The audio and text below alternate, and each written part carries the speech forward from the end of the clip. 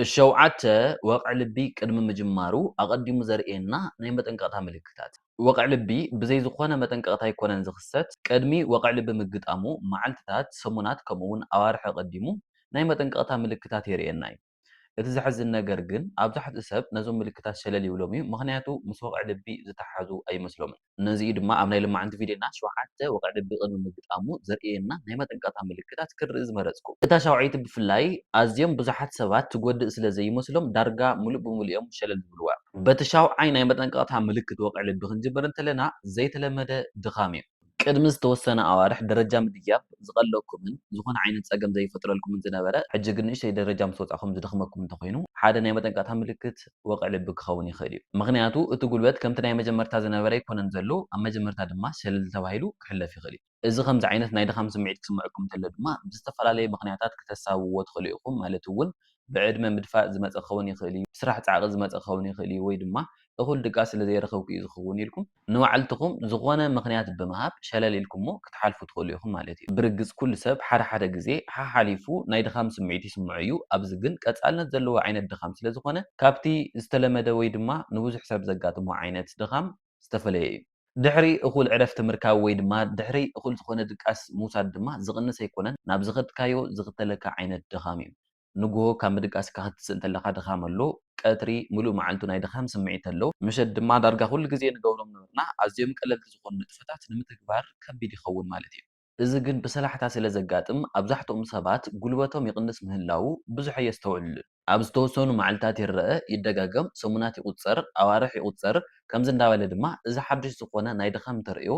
እንዳተለመደ ልሙድ ተርእዮ ኮይኑ ሸለል ተባሂሉ ይሕለፍ ማለት እዩ ምክንያቱ ኣብ ሰብነትና ሓደ ነገር ቀስ ብቀስ እንዳማዕበለ ክኸይድ እንተሎ እንዳለሙድና ኢና ንመፅእ ንምንታይ እዩ ከምዚ ዘጋጥም ዘሎ ኢልና ድማ ንዓርስና ዳርጋ ኣይንሓትትን ካብቲ ዝተለመደ ዓይነት ድኻም ንላዕሊ ኣብ ሰብነትና ከጋጥም እንተሎ ምናልባት ንሰብነትና ዘይጎድእ መሲሉ ክስምዐና ይኽእል እዩ እቲ ቀፂሉ ዘሎ ናይ መጠንቀቕታ ምልክት ግን ሸዋድን ናብ ከባቢ ኣፍ ልቢ ዘይፅጋዕን ዓይነት ምልክት እዩ ሻድሻይ ኣብ መንጋጋ ኣብ ክሳድ ኣብ ማእገር ከምኡ እውን ኣብ ላዕለዋይ ክፋል ሕቖ ቃንዛ ምህላው እዩ ምስ ሕማም ልቢ ዝተሓዝ ቃንዛ ኣብ እይለ እንተዝሓተኩም ኣብዛሕትኩም ኣብ ኣፍ ልቢ ኢልኩም መመለስኩም ነዚኡ ድማ እዚ ምልክት ንብዙሓት ሰባት ዘገርሞም እቲ ቃንዛ ድማ ኣብ መንጋጋ ክጅመር ይኽእል እዩ ከቢድ ኣይኮነን ክትፃወሮ ትኽእል ዓይነት ቃንዛ እዩ ግን ድማ ምቾት ኣይህብን ከምዚ ከጋጥም እንተሎ ድማ ኣደቃቕሳ ኣበላሽየ ዝኸውን ኢልኩም ክትሓስቡ ትኽእሉ ኢኹም ድሕሪ ዝተወሰነ ግዜ ግን እቲ ቃንዛ ይድገም መመሊሱ እውን እንዳተመላለሰ ይመፅእ ማለት እዩ በዚ ምክንያት ድማ እቲ ምክንያት ይኸውን ኢልኩም ባዕልኩም ዘምፀኹምዎ ሓሳብ ተቐቢልኩም ስቕ ኢልኩም ሸለል ኢልኩም ተሕልፍዎ ማለት እዩ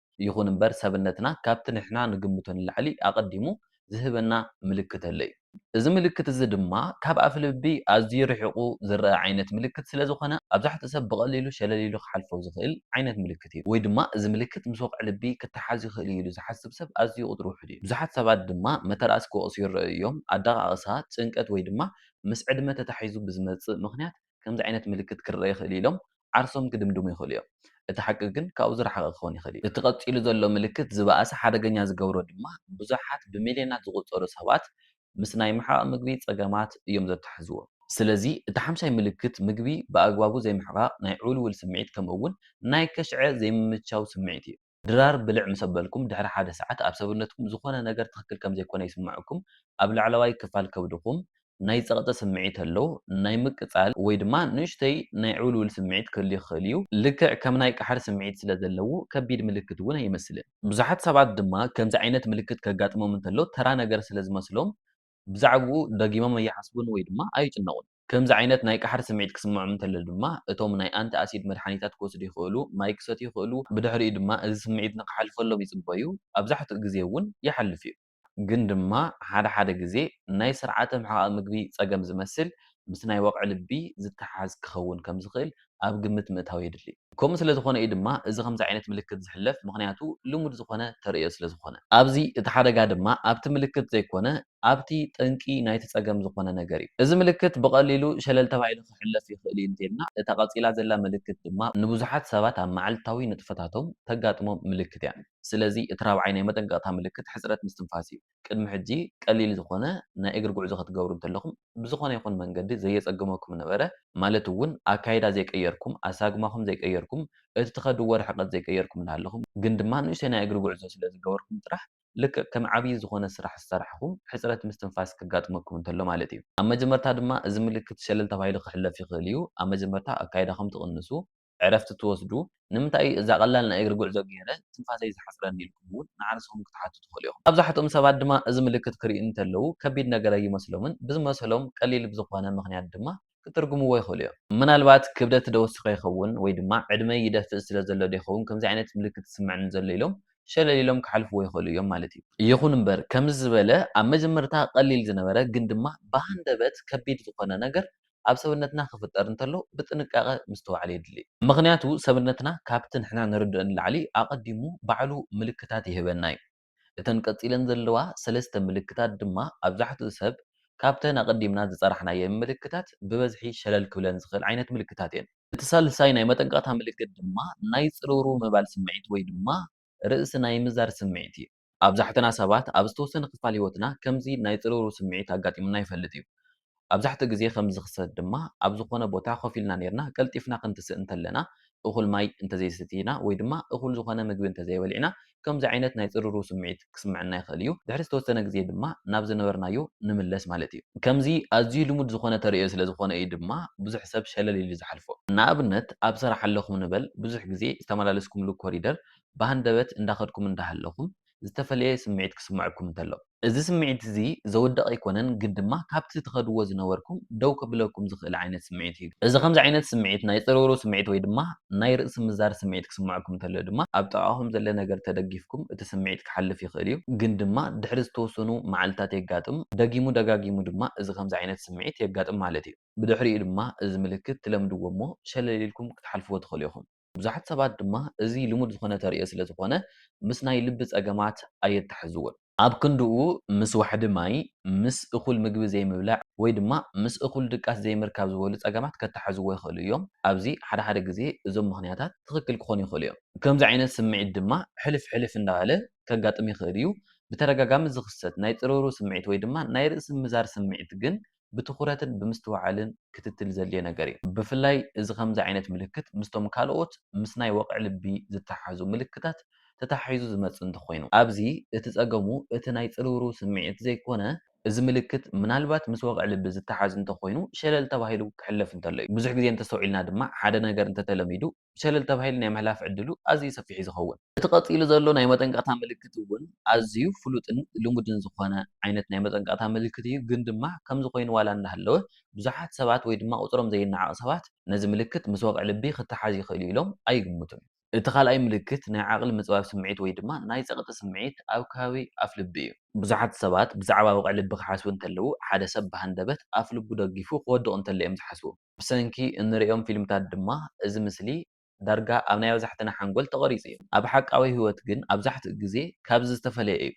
ኣብዛሕትኦም ሰባት ድማ ዝወግእ ዓይነት ስምዒት ኣብ ከባቢ ኣፍ ልቦም ኣይስምዖምን። ኣብ ክንድኡ ድማ ኣብ ኣፍ ልቢ ናይ ዓቕሊ ምፅባብ ስምዒት፣ ናይ ምኽባድ፣ ናይ ምጭባጥ ወይ ድማ ናይ ፀቕጢ ስምዒት እዩ ዝስምዖም።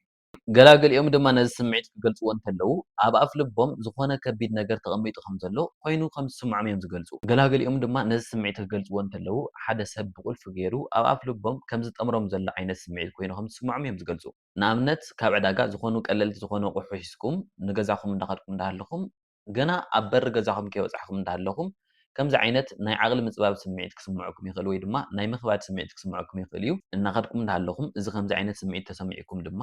ኣብ ዘለኹምዎ ደው ኢልኩም ንዝተወሰነ ደቂቓ ድሕሪ ምጽናሕ እቲ ስምዒት ይሓልፍ ማለት እዩ። እቲ ስምዒት ግን ንግዚኡ ዝሓልፍ እምበር ድሕሪ ዝተወሰነ ሰዓታት ተመሊሱ የጋጥም እዩ። ደጊሙ ደጋጊሙ ድማ እዚ ከምዚ ዓይነት ስምዒት ይመጽእ ማለት እዩ። እዚ ድማ ሓደ ካብቶም እዚ ምልክት ሸለል ተባሂሉ ዝሕለፈሉ ምኽንያት እዩ። ምኽንያቱ ኩሉ ግዜ ዝረአ ዓይነት ምልክት ኣይኮነን ይመጽን ይኸይድን እዩ። ዝመጽእን ዝኸይድን ዓይነት ምልክት እንተኾይኑ ድማ ኣብዛሕትኡ ሰብ ብባዕሉ ክጠፍእ ኢሉ እዩ ዝሓስብ ከቢድ ዝኾነ ምልክት እውን ኣይመስሎን። እዞም ከምዚ ዓይነት ስምዒት ዝስምዖም ሰባት ድማ ድሓር ቸክ ክገብር እየ ይብሉ። ድሓር መዓልትታት ትኸውን፣ ድሓር ሰሙናት ይኸውን፣ ኣዋርሕ ይኸውን፣ ዓመታት ይኸውን ቸክ ከይገበሩ ድማ ይሓልፎም ማለት እዩ። ሰውነትና ድማ ዝኾነ ፀገም ከጋጥሞ እንተሎ ቅድሚ ርኡይ ዝኾነ ምልክት ዘርእየና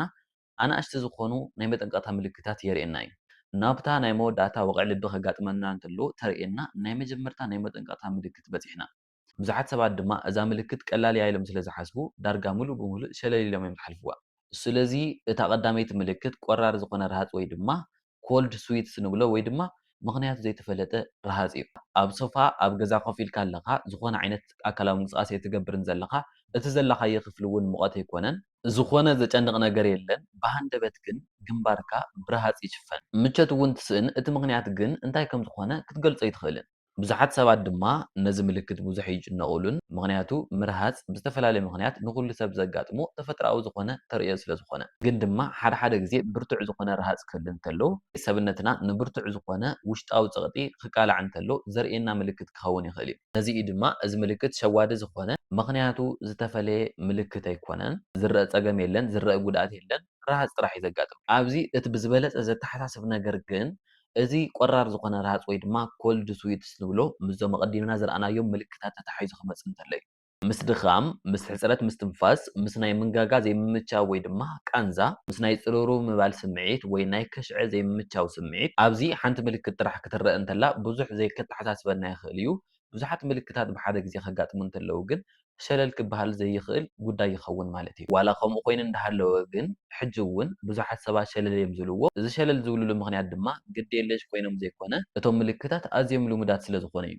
እቲ ሓደ ምልክት ኣብ ከሽዐ እቲ ሓደ ምልክት ኣብ ምንጋጋ እቲ ሓደ ድኻም እቲ ሓደ ድማ ናይ ጭንቀት ይመስል ክሳብ ድሓር ድማ ምስ ወቕዒ ልቢ ዝተሓዘ ይመስሎን ነዚ ድማ ግንዛበ ምህላው ኣድላይ ዝኾነ ፍርሒ ዘይኮነ ምፍላጥ ግን ኣገዳሲ እዩ ምክንያቱ ኣካላትና ከመይ ነንባዕሉ ከም ዝዘራረብ እንድሕር ተፈሊጥና ዝኾነ ነገር ቅድሚ ምበኣሱ ኣቐዲምና መፍትሒ ንምንዳይ ኣዝዩ ዝጠቕመና ኣብዚ ክትርድእዎ ዘለኩም ሓደ ነገር ግን ካብዞም ምልክታት ሓደ ኣጋጢመሉ ማለት ወቕዒ ልቢ ኣሎ ማለት ኣይኮነን ምክንያቱ እዞም ዝተፈላለዩ ዝፀራሕናዮም ምልክታት ብካልኦት ዝተፈላለዩ ሕማማት እውን ክኽሰቱ ዝኽእሉ እዮም ናይዚ ቪድዮ ዓላማ እውን እዞም ከም ዝበሉ ምልክታት ክትርእዩ እንተለኹም ንክትስምዱ ዘይኮነ እቶም ናይ መጀመርታ ናይ መጠንቀቕታ ምልክታት ርኢኹም ግንዛበ ንክትጭብጡ እዩ ሓደ ዘይተለመደ ምልክት እንተሃልዩ ዝደጋገም ወይ ድማ ዝበኣስ እንተኮይኑ ወይ ድማ ብዙሓት ካብዞም ዝበልናዮም ምልክታት ብሓደ ግዜ ዝረአዩ እንተኮይኖም ሸለል ክበሃሉ ከም ዘይግብኦም ንምጥንቃቕ እዩ ስለዚ ከምዚ ዓይነት ምልክታት ክትርእዩ እንተለኹም ብትኩረት ምስትውዓል ምስ በዓል ሞያ ምዝራብ ኣድላይ እንተኮይኑ ድማ ግቡእ ዝኾነ ምርመራ ምግባር ከምዚ ብምግባርኩም ድማ ቀፃሊ ሂወትኩም ከመስግነኩም እዮም ምክንያቱ ድማ ሓደ ሓደ ግዜ ኣብ ኣቐዲምካ ሕክምናዊ ሓገዝ ምርካብን ደንጊኻ ሕክምናዊ ሓገዝ ምርካብን ዘላ ኣፈላላይ ሓንቲ ንእሽተይን ቀላልን ትመስል ናይ መጠንቀቕታ ምልክት ክትከውን ትኽእል እያ ናይዛ ቪድዮ መልእኽቲ ድማ ኣገዳሲ ስለ ዝኾነ ናብ ኣዕርኽትኩም ናብ ወለድኹም ናብ ኣሕዋትኩም ከምኡ እውን ናብ መሳርሕትኩም ሼር ብምግባር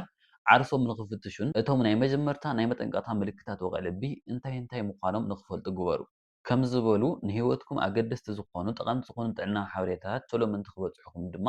ናብዚ ቻነል ብፍላይ ሓደሽቲ እንተኮይንኩም ሰብስክራይብ ብምግባር ቤተሰብ ንክትኮኑ ዓዲመኩም ምክንያቱ በዞም ከም ዝበሉ ጠቐምቲ ዝኾኑ ጥዕናዊ ሓበሬታታት ሰብነትኩም ከመይ ከም ዝሰርሕን እንታይ ዓይነት ምልክት ከም ዘርእን እንዳፈለጥኩም ተመፂኹም ካብ ቀፂሉ ዝመፅእ ንሰብነትኩም ዝጎድእ መጥቃዕቲ ተዓጢቕኩም ዓርስኹም ንምሕላው ብቑዓት ትኾኑ ማለት እዩ ስለዚ እቶም 7 ወቕዒ ልቢ ቅድመ ምግጣሙ ኣቐዲሙ ዘርእየና ናይ መጠንቀቕታ ምልክታት ነዚኣቶም ይመስሉ በብዘለኹምዎ ሰላምን ጥዕናን ተመነ ኣብ ቀፃሊ ብተመሳሳሊ ትሕዝቶ ክሳብ ንራኸብ ድማ